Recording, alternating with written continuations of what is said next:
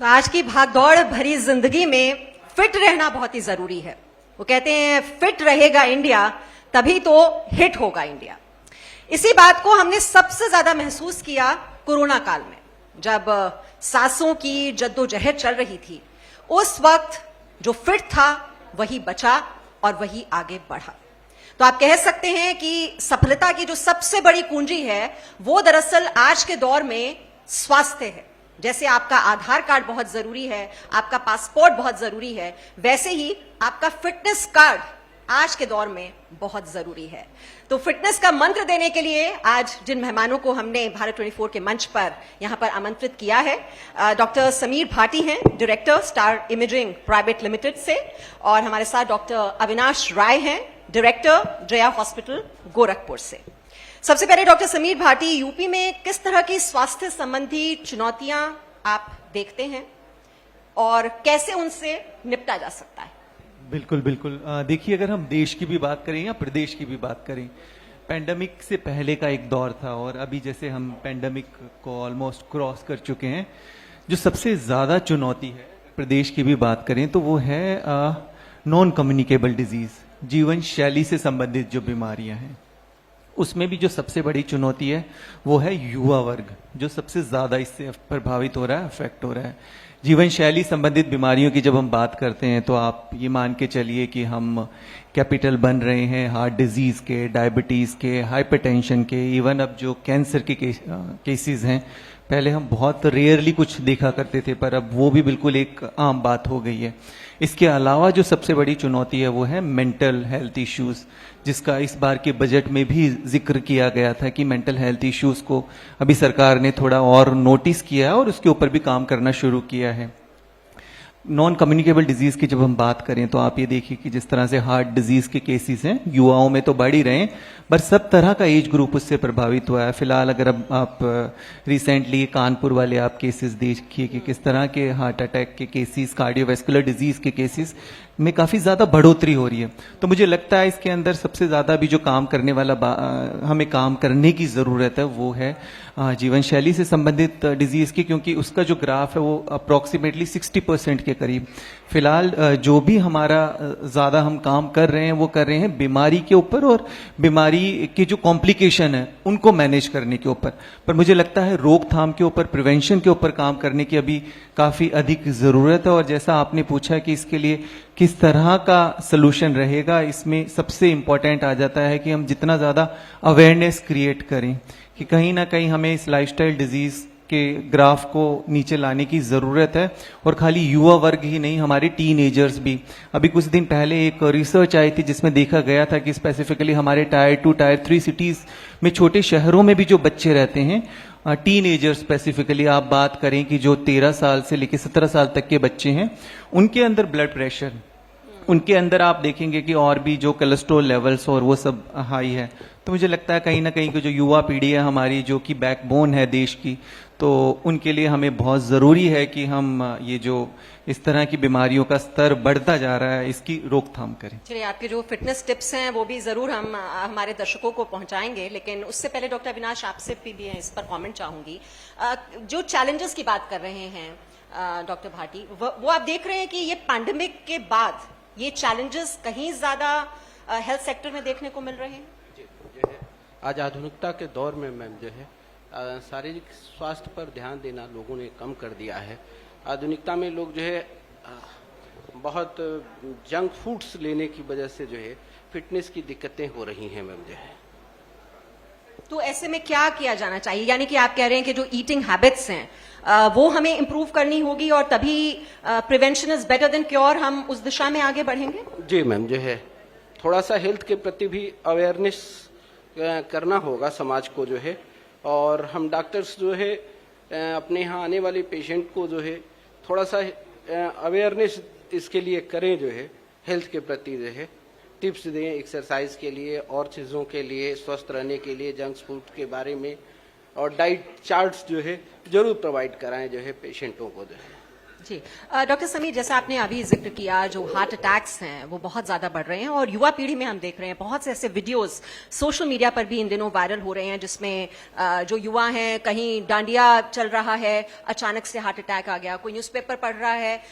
ये क्या कुछ ऐसे इंडिकेटर्स होते हैं जो हमें मिलते हैं लेकिन हम उन इंडिकेटर्स को समझ नहीं पाते, हम उस गंभीरता से उसे नहीं लेते, या ये अचानक ही हो रहा है? बिल्कुल, देखिए बात करते हैं, अगर स्पेसिफिकली आपने हार्ट अटैक के लिए पूछा तो ऐसा नहीं है कि ये केसेस अभी बढ़े हैं, पहले भी इस तरह के केसेस थे, पर अभी जिस तरह से हमने देखा कि सेलिब्रिटीज के अंदर भी ये केसेस हम देख रहे हैं तो ये चीजें काफी ज्यादा हाईलाइट हो रही है। स्पेसिफिकली अगर बात करें भारत की, तो भारत का जैसे मैंने बताया कि भारत पहले ही थोड़ा प्रीडिस्पोज्ड है, यहाँ पर जो हार्ट डिजीज के लिए पहले ही हम प्रोन हैं। अगर और दूसरी कंट्रीज की हम बात करें साउथ एशिया में, तो यहाँ पे हम इसलिए इस चीज के लिए प्रोन है। फर्स्ट इंडिकेटर ये हो गया। सेकंड, जिस तरह से जो हमारी जीवन शैली में जो सबसे ज्यादा बदलाव आया हमारे खान पान के अंदर, कि जिस तरह से हमारे युवाओं ने और सभी लोगों ने जो वेस्टर्न कल्चर को अडॉप्ट किया है, उससे ज्यादा जो एक महत्वपूर्ण फैक्टर है इसके अंदर जो स्ट्रेस है, स्पेसिफिकली युवाओं के अंदर, या एक जो कॉम्पिटिटिव वाली जो फीलिंग है, भावना है, उसकी वजह से एक ये मेजर फैक्टर है। और पोस्ट कोविड भी हम देखते हैं थोड़ा कि कोविड ने भी हमारे हार्ट को जरूर अफेक्ट किया है, हमारी हार्ट मसल्स के ऊपर कहीं ना कहीं प्रभावित। अटैक्स हैं वो कोरोना रिलेटेड हैं, वो भी एक उसका कारण है। काफी सारे ट्रिगर पॉइंट है, काफी सारे फैक्टर है, पर वो भी उसके अंदर एक कारण है। अब जिस तरह से हम देख भी रहे हैं कि आप ये देखिए कि लोगों का स्लीप मैनेजमेंट बिल्कुल एकदम डिस्टर्ब है, स्ट्रेस मैनेजमेंट के लिए कुछ कोई काम नहीं कर रहा है, बहुत ज्यादा सेडेंटरी लाइफस्टाइल हो गया है। अगर हम देखें कि जिस तरह से एक्सरसाइज करना लाइफ का एक भाग नहीं रहा है, स्पेसिफिकली युवाओं की मैं बात करूं, तो कहीं ना कहीं बहुत ज्यादा जरूरी है कि हम अगर इन चीजों में बदलाव लाएंगे तो इसको कहीं हद तक। फिजिकल एक्टिविटी कम है और मेंटल स्ट्रेस ज्यादा है। हाँ, दोनों इम्बैलेंस जो है वो चीजें बिगाड़ रहा है। इसके अलावा एक फैक्टर आ गया फूड हैबिट्स जो हो गई है, वो एक सबसे बड़ा फैक्टर है कि चलिए ठीक है, आप एक्सरसाइज कॉम्प्रोमाइज कर रहे हैं, किसी रीजन से आपकी जीवन शैली इस तरह की आप नहीं कर पा रहे हैं, बट एटलीस्ट फिर आपको अपनी फूड हैबिट्स को, ईटिंग हैबिट्स को ठीक करने की जरूरत है। आप ये देखिए कि हमारी जो गाइडलाइंस है WHO की भी, उसके अकॉर्डिंगली अगर आपको पूरे दिन के अंदर 1 चम्मच सॉल्ट लेना है, 5 ग्राम, 3 से 5 ग्राम, तो पर हम देखते हैं कि बैठे बैठे ही हम 5-10 ग्राम तो सॉल्ट वैसे ही इंटेक कर लेते हैं। हमारी जंक फूड में, फास्ट फूड में, तो हमारा जो खाना है उसके अंदर 3 से 4 गुना ज्यादा हम सोडियम इंटेक कर रहे हैं। इसी वजह से आप देखिए कि बच्चों के अंदर भी ब्लड प्रेशर है। तो मैं कहीं ना कहीं समझता हूं कि अगर हम एक्सरसाइज नहीं कर पा रहे तो एटलीस्ट खाने के ऊपर हमें ध्यान देने की बहुत जरूरत है। और इसके अलावा सबसे बड़ा फैक्टर है पोल्यूशन। जैसा हम देख भी रहे हैं कि हमारे चलिए नॉन स्मोकर लोग हैं, उनके अंदर भी लंग डिजीज या और भी जिस तरह की प्रॉब्लम्स बढ़ती जा रही है। ठीक है, स्मोकर्स में तो है ही है, बट अदरवाइज जो पोल्यूशन है बाहर का, वो भी जैसा बढ़ता जा रहा है, तो वो भी एक काफी बड़ा कारण है। तो जो नॉन मॉडिफाइबल रिस्क फैक्टर है, चलिए हम उनको नहीं बदल सकते कि हम कहते हैं कि ये जेनेटिकली हमें ये प्रॉब्लम हो सकती है, या बाहर का पोल्यूशन हम उस पर कंट्रोल नहीं कर सकते, पर जो चीज हम कंट्रोल कर सकते हैं एटलीस्ट उस चीजों को हमें कंट्रोल करना चाहिए। और ये स्कूल के स्तर पे ही आई थिंक इसके ऊपर काम करना चाहिए, ताकि बच्चे इसके लिए और अवेयर हों। और कहीं ना कहीं जैसे मैंने बताया, और आज वैसे भी नेशनल यूथ डे है, तो स्पेसिफिकली अगर हमारा युवा कमजोर रहेगा, अगर युवा फिजिकली मेंटली फिट नहीं होगा, तो निश्चित तौर पे हम जो भी जिस भी तरह के डेवलपमेंट की बात कर रहे हैं वो कहीं ना कहीं अधूरी रहेगी। अच्छा, इस तरह की कुछ रिसर्च स्टडीज हुई हैं डॉक्टर समीर भाटी, जिसमें ये पता चला हो, ये जो रिलेशन है कोरोना का और हार्ट अटैक्स का, या फिर और कोई डिजीजेस जो हैं, हम देख रहे हैं कि बहुत ज्यादा बढ़ोतरी हो रही है केसेस में, तो ये कुछ स्टडीज इस तरह की हुई हैं जिसमें ये रिलेशन हम स्टडी कर पा रहे हैं, उसका हम रिजल्टेंट इफेक्ट देख पा रहे हैं? बिल्कुल, देखिए अगर हम बात करें पैंडेमिक की स्पेसिफिकली, तो अभी हम पैंडेमिक से पूरी तरह से बाहर भी नहीं आए हैं, बहुत सारा डेटा एंड रिसर्च नहीं आया, पर ये जरूर है कि कोविड खाली ऐसा नहीं था कि हमारे लंग्स को अफेक्ट करता था, वो बॉडी के हर पार्ट को अफेक्ट करता था, इवन वो हमारी नर्वस हेल्थ को अफेक्ट करता था। अभी भी आप देखिए पोस्ट कोविड के बाद काफी लोग ऐसे हैं जिनको मेमोरी की शिकायत रहती है।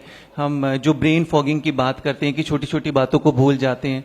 कार्डियक हेल्थ को सबसे ज्यादा कोविड ने अफेक्ट किया था, हमारे हार्ट की मसल्स को के ऊपर वो सबसे ज्यादा अटैक करता था, और क्लॉट बनाने की टेंडेंसी भी कोविड के अंदर होती थी। तो ड्यूरिंग एक्यूट फेज के अंदर भी काफी हमने केसेस देखे कि क्लॉटिंग की वजह से लोगों को हार्ट अटैक हुआ। तो निश्चित तौर पे कोविड ने हार्ट को हमारे और कमजोर बनाया, हमारी इम्यूनिटी को वीक किया है। तो इसी वजह से हम देख भी रहे हैं कि आजकल लोगों को बहुत आसानी से आप ये देखिए कि वो बीमार पड़ रहे हैं और कहीं ना कहीं इम्यूनिटी पे और ओवरऑल बॉडी पे असर डाला है। डॉक्टर अविनाश, ग्रामीण क्षेत्रों में तो ये चैलेंजेस और भी ज्यादा हैं, क्योंकि जो अलर्टनेस लेवल है, जो जागरूकता है, अवेयरनेस लेवल है, वो काफी कम है शहरों की अपेक्षा। जी मैम, जो है जब कोई भी पेशेंट जो है ग्रामीण एरिया से शहर की तरफ आता है मैम, जो है तो बहुत देर से आता है जो है वो शहर पहुंचने में। तब तक से कई मेडिसिनें मेडिकल स्टोर से लेकर के घरेलू नुस्खे तक आजमा करके स्थिति इतनी खराब हो जाती है कि जो है घर तक और दूसरे हॉस्पिटल तक पहुंचते पहुंचते, अच्छे डॉक्टर से पहुंचते पहुंचते जो है वो बहुत पुअर्टी गरीबी फेस करता है, जो है जांच नहीं करा पाता समय से, इलाज भी सही से दवा नहीं ले पाता, जो है ये सारी दिक्कतें उसको होती है मैम।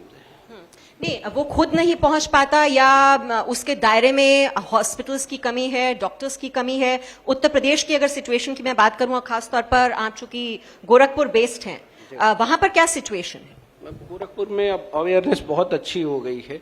अब गोरखपुर में स्वास्थ्य सेवाएं जो है मेट्रो सिटी की तरह से हो गई हैं। जो है जब से माननीय मुख्यमंत्री योगी जी हुए हैं, तब से जो है स्वास्थ्य के क्षेत्र में गोरखपुर में बहुत ही क्रांतिकारी परिवर्तन हुए हैं। जो है गोरखपुर में एम्स आ गया, मेडिकल की ब्रांचें बढ़ गई, जो है तो बहुत से परिवर्तन हुए हैं।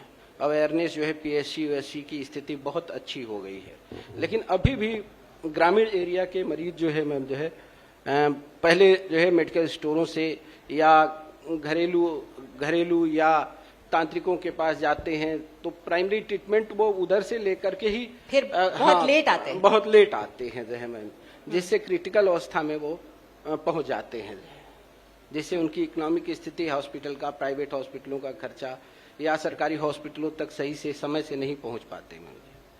डॉक्टर समीर, कोरोना काल में तो हमें याद है कुछ ऑक्सीजन की कमी की जो परेशानियां थी, वो शिकायतें थी। अगर मैं पिछले 2 साल में कहूं तो सबसे ज्यादा मुश्किल हालात पूरे देश ने देखे हैं, और उत्तर प्रदेश में जो लोगों की अपनी स्वास्थ्य संबंधी समस्याएं रही हैं, आपको लगता है कि अब नजरिए में, सरकार के नजरिए में, और वो एस्टैब्लिशमेंट की हॉस्पिटल्स अगर कमी थी या डॉक्टर्स की कमी थी, अब उस ओर ध्यान दिया जा रहा है? बिल्कुल, देखिए जैसे अभी हम बात भी कर रहे थे कि मेडिकल कॉलेजेस भी बड़े हैं, इंफ्रास्ट्रक्चर में काफ़ी बढ़ोतरी हुई है, पर फिर भी मुझे लगता है स्पेसिफिकली अगर हम रूरल एरियाज़ की बात करें या फिर और भी ग्रामीण क्षेत्र हैं उनकी हम बात करें, वहाँ पे हमारे community health centre, primary health centre जो भी हैं, या फिर अगर मैं और दूसरे आपके मेडिकल कॉलेजेस की भी बात करूं, स्पेसिफिकली अभी मैन पावर वाला इश्यूज है, तो उसको हमें पूरा करने की जरूरत है। और उसमें सबसे बेस्ट मॉडल रहेगा जो सरकार के पास और जिस पे सरकार काम भी कर रही है, पब्लिक प्राइवेट पार्टनरशिप में। क्योंकि गवर्नमेंट के पास क्या है कि वो काफी दूर तक पहुंचे हुए हैं, कि हम बात कर रहे हैं कि दूर दराज तक, छोटे छोटे कस्बों तक, शहरों तक, गांवों तक पहुंचे हुए हैं, बट वहां पर इंफ्रास्ट्रक्चर है, मतलब आपका मशीन्स है, बट कहीं ना कहीं डॉक्टर की, पैरामेडिकल्स की या नर्सिंग स्टाफ की कमी है। तो इसमें इंपॉर्टेंट ये है कि जैसे हम गैप एनालिसिस करके जहां पर हमें लगता है कि एटलीस्ट मशीन्स है और वहां पे मैन पावर की जरूरत है, तो सरकार उसके लिए प्राइवेट पार्टनर्स से बात करके, पब्लिक प्राइवेट पार्टनरशिप करके वहां पर उस काम को कर सकती है। और जैसा हम देख भी रहे हैं स्पेसिफिकली कि जो प्राइवेट हॉस्पिटल्स हैं वहां पर डॉक्टर्स की और पैरामेडिक्स की स्टाफ की उस तरह से कमी नहीं है, और कम्युनिटी हेल्थ सेंटर या फिर प्राइमरी हेल्थ सेंटर में स्पेसिफिकली मैन पावर को लेकर काफी चैलेंजेस है। कई बार मैन पावर है और आपके पास इक्विपमेंट भी है, बट उसको मैनेज करने के लिए कई बार चैलेंजेस। लेकिन डॉक्टर समीर भाटी, वही जो बात आप कह रहे हैं कि यहाँ पर पब्लिक प्राइवेट पार्टनरशिप और एक जॉइंट वेंचर की जरूरत है ताकि लोगों को सहूलियत हो।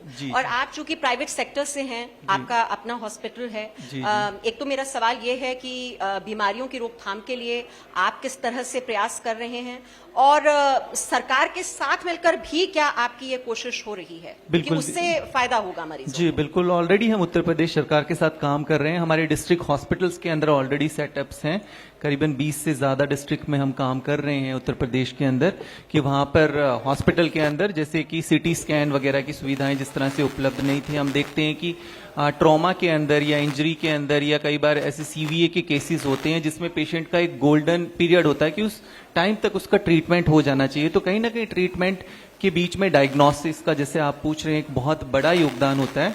तो स्पेसिफिकली हमने इस तरह से अपने सेटअप लगाए हुए हैं। और प्रिवेंशन की जैसे आप बात कर रहे हैं, स्पेशली अगर हम कोविड में भी देखें तो जो हमारे प्रिवेंटिव स्टेप्स थे, उन्होंने कोविड को, पेंडेमिक को रोकने में, कंट्रोल करने में काफ़ी बड़ा योगदान दिया था। और जैसा कि शुरुआत में एक भी लैब नहीं थी कोविड की, और अब देखते हैं हमारे पास एक छोटे छोटे जिले में कोविड की लैब उपलब्ध है और हम टेस्ट और स्क्रीनिंग कर सकते हैं।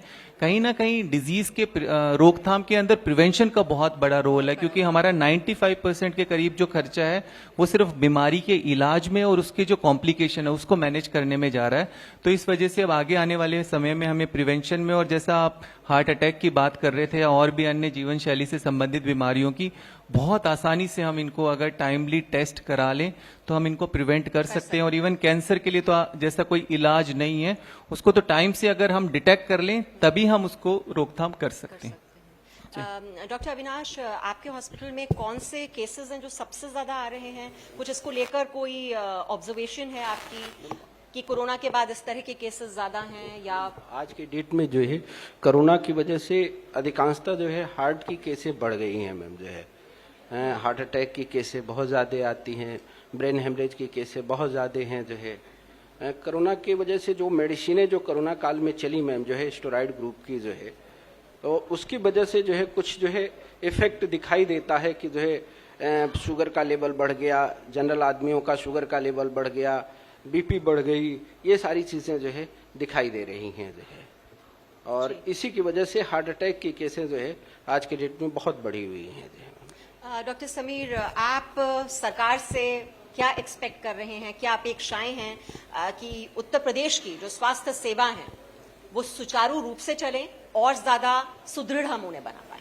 बिल्कुल बिल्कुल, देखिए उसमें कुछ कुछ जिस तरह से अभी हम पेंडेमिक को लेके मॉक ड्रिल कर रहे हैं, इसी तरह की मॉक ड्रिल्स हमें स्पेसिफिकली हॉस्पिटल में बाकी सर्विसेज को स्पेसिफिकली, जैसा मैं प्रिवेंशन के लिए बात कर रहा हूँ, मेंटल हेल्थ इश्यूज के लिए बात कर रहा हूँ, क्योंकि बहुत ही बेसिक चीजें हैं। मेंटल हेल्थ की भी बात करूँ तो स्पेसिफिकली जाहिर तौर पर मेंटल हेल्थ एक ऐसा इशू है शायद जिसको बहुत ही इग्नोर किया जाता है। जी बिल्कुल, और उसको एक बीमारी के तौर पर लिया भी नहीं जाता। बिल्कुल बिल्कुल, और यहीं पर हम मात खा रहे हैं। यहीं पर हम मात खा रहे हैं। और पेंडेमिक के बाद जो मेंटल हेल्थ इश्यूज है वो काफी ज्यादा बढ़ गए हैं। तो स्पेशली अगर हम डिजीज की भी बात करें तो बहुत सारी डिजीज हमारी साइकोसोमेटिक है, जो हमारी दिमाग से शुरू होती है और शरीर में आती है। तो इसलिए मुझे लगता है कि वहीं पर हमें उसको कंट्रोल करना बहुत ज्यादा जरूरी है। और इसके लिए जो मैं आपको बात भी कर रहा था कि हमारे पास चलिए उतने साइकोलॉजिस्ट नहीं है, साइकियाट्रिस्ट नहीं है, काउंसलर नहीं है, पर स्पेसिफिकली हमारे पास जो अभी टेली आपका कंसल्टेंसी का जो भी हमने कोरोना के दौरान भी देखा कि काफी पॉपुलर हुआ है और उसको अब एक्सेप्ट भी किया जा रहा है काफी हद तक,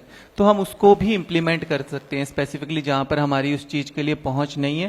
मुझे लगता है इसके लिए कुछ और अवेयरनेस करने की जरूरत है। और एक सबसे ज्यादा जो बड़ा फैक्टर है कि हम अगर विमेन हेल्थ की बात करते हैं तो हम मैटरनिटी एंड चाइल्ड केयर पे तो बात करते हैं, पर उनमें भी अगर हम देखें जिस तरह का हम आजकल ग्राफ देख रहे हैं कि उनके अंदर ज्यादातर महिलाएं हेल्थ को लेके कहीं ना कहीं थोड़ा सा वो इस बारे में बात नहीं करती हैं।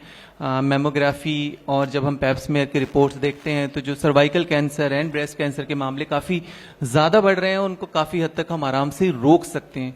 बहुत ज़्यादा ज़रूरी है उसमें स्क्रीनिंग का रोल कि हम एनीमिया की स्क्रीनिंग तो करते हैं या और भी कई चीज़ों की करते हैं, बट स्पेसिफिकली हम पैप्समेयर ये जो सर्वाइकल कैंसर एंड मेमोग्राफी की स्क्रीनिंग उतनी ज़्यादा नहीं करते हैं, जो कि बहुत ईजिली प्रिवेंटेबल है। जी जी, चलिए चलते चलते अब मैं फिर से जो भारत 24 के दर्शक इस वक्त आपको सुन रहे हैं, तो स्वास्थ्य तो बहुत जरूरी है ही, तो मैं चाहूंगी आप दोनों जो हैं वो फिटनेस टिप्स जो हमारे दर्शकों को दें, क्या क्या बात हैं जिनका ध्यान रखना है ताकि हेल्दी रहें, फिट रहें, फाइन रहें। तो आप शुरुआत करिए और फिर डॉक्टर अविनाश। जी जी, सबसे इम्पोर्टेंट है इसके अंदर कि आप नींद पूरी तरह से लीजिए, बहुत ज़रूरी है। कहीं ना कहीं हम अपनी स्लीप मैनेजमेंट ठीक से नहीं करते हैं, नींद को काफ़ी कॉम्प्रोमाइज़ करते हैं, तो नींद लेनी बहुत ज़रूरी है। और नींद में भी इम्पॉर्टेंट ये है कि क्वालिटी स्लीप होना बहुत ज़्यादा ज़रूरी है। तो एक वो बड़ा फैक्टर है। और उससे बड़ा फैक्टर है कि अपनी स्ट्रेस को मैनेज करके रखिए। स्ट्रेस मैनेजमेंट के लिए आप योगा, प्राणायाम वगैरह ये सब कुछ कर सकते हैं, क्योंकि बहुत ज़्यादा बाहर की नेगेटिविटी पे आप काम नहीं कर सकते, बट इम्पॉर्टेंट है कि एटलीस्ट रात को सोते वक्त आपको कुछ अच्छा पॉजिटिव सुनकर ही सोना है और सुबह उठते भी कुछ अच्छा सा पॉजिटिव चीज़ों से सुनकर ही आपको दिन की शुरुआत करनी है। खान पान का ज़रूर ध्यान रखना है। एटलीस्ट आप अपनी डाइट में से नमक का कंट्रोल रखिए, शुगर का कंट्रोल रखिए, फ्राइड चीज़ों का कंट्रोल रखिए। इन तीन चीज़ों को अगर आप कंट्रोल करेंगे तो काफ़ी हद तक आप बहुत सारी बीमारियों से बच सकते हैं। और इसके अलावा एक्सरसाइज बहुत ज़्यादा ज़रूरी है। एक्सरसाइज को आपको अपनी लाइफ का एक हिस्सा बनाना ज़रूरी है। जैसे खाना ज़रूरी है, सोना ज़रूरी है, ऐसे ही एक्सरसाइज करनी भी बहुत ज़रूरी है। कई लोग एक्सरसाइज को भी काम के तौर पर लेते हैं कि ये भी करना है, जी, तो वो जी। मजबूरी में ना किया जाए, बिल्कुल मन बिल्कुल से किया मन जाए। से किया जाए। और डॉक्टर एक विनाश। और इसमें बहुत हाँ, इंपॉर्टेंट है, जी। अपनी प्रिवेंटिव जांच जरूर कराते रहिए, क्योंकि ज्यादातर लोग Screening। का सवाल रहता है कि कुछ निकल गया तो क्या हो गया। देखिए, कुछ निकल गया तो हम टाइमली उसको ठीक कर सकते हैं। तो इस डर से ये ना हो कि अपने टेस्ट नहीं कराते, वो भी बहुत जरूरी। ठीक, डॉक्टर विनाश। डॉक्टर साहब की बातों को मैं आगे बढ़ाते हुए ये कहना चाहूँगा कि मेंटल के साथ साथ जो है फिजिकल वर्क पे जो है विशेष ध्यान दे। जो है जैसे हम लोग आज जंक फूड्स तो लेते हैं लेकिन प्रॉपर एक्सरसाइज नहीं करते, जितनी डाइट लेते हैं उसके अनुसार वर्क नहीं करते जो है, जिसकी वजह से जो है बीमारियां बढ़ रही हैं जो है। धन्यवाद। चलिए, तो आप बोल रहे हैं कि एक तो एक्सरसाइज का बहुत ध्यान रखना है, आपने जो फूड हैबिट्स है वो आपको इम्प्रूव करनी है, मेंटल हेल्थ को कम करना है, जांच भी जरूर करानी है। अगर कोई शक की गुंजाइश हो तो उसे दूर करना बेहतर होता है और फिर उस पर वर्क किया जाए। और बीमारी है तो फिर उसका इलाज भी है, तो इलाज भी हो जाएगा। फिर अस्पताल जाइए, जरूर स्क्रीनिंग कराइए और अपनी फूड हैबिट्स को इम्प्रूव कीजिए। फिजिकल एक्सरसाइज बहुत जरूरी है और खुश रहिए, पॉजिटिव रहना बहुत जरूरी है जिंदगी में। बहुत बहुत शुक्रिया आपका, इसी पॉजिटिव नोट पर बहुत बहुत शुक्रिया।